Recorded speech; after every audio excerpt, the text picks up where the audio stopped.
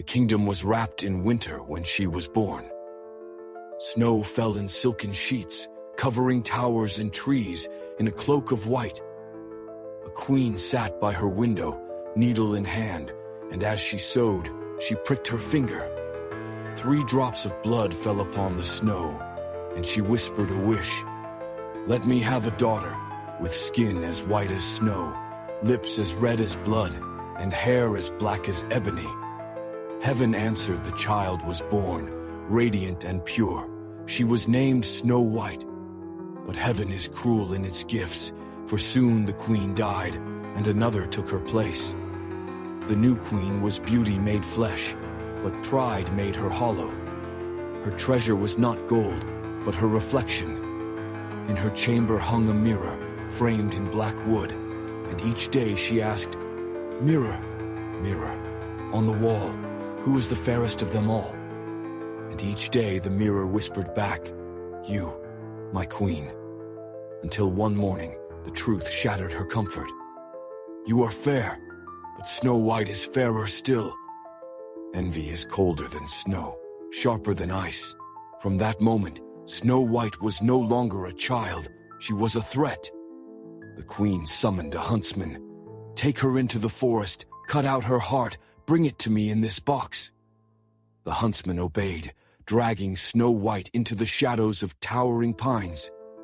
Her eyes, wide, innocent, unafraid, pierced his soul deeper than any blade. When he raised his knife, his hand shook. He could not strike purity. "Run," he whispered, tears burning his face. "Run, child, and never return." Snow White fled, her crimson lips gasping for air, her ebony hair whipping behind her like night itself. The forest swallowed her, roots rising like claws, branches clawing the sky, yet it did not kill her. Instead, it guided her to a small cottage, warm with firelight, 7 tiny chairs by the hearth.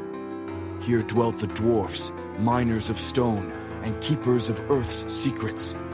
They took her in, not as a servant, but as a sister. She swept their hearths, sang in their halls, and for a time, peace returned. But envy does not sleep. The mirror betrayed Snow White's hiding place. Rage blistered the queen's heart. She cloaked herself in rags, brewed poisons blacker than midnight, and carried them into the woods. First came the bodice lace, laced too tight.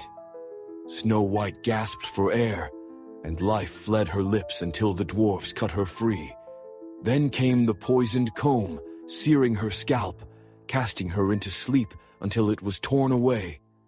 At last came the apple, half red, half white, beauty masking death. Just a bite. The queen cooed. Snow White's teeth pierced the skin, and darkness claimed her. The dwarfs wept. They placed her in a coffin of glass, where her beauty glowed even in death, a flame trapped in crystal. Seasons turned birds wept on the coffin's edge. The forest bowed in silence. Then came a prince, wandering, seeking, guided by fate. He saw her through the glass and swore his life to hers. The dwarfs allowed him to carry her coffin away, but as his men lifted it, the coffin jolted, and the cursed apple dislodged from her throat. Snow White breathed. Her eyes opened. Dawn after endless night, the forest sang. The prince fell to his knees. The tale of envy had ended in resurrection. Back in her chamber, the queen asked again, "Mirror, mirror, on the wall." The mirror answered without mercy, "Snow White lives. She is fairer than you." Her scream cracked the glass.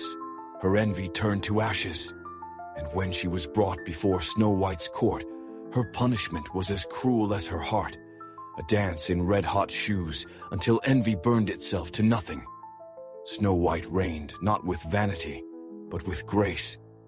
And the forest remembered her not just as beauty made flesh, but as purity tested by darkness and crowned by fire.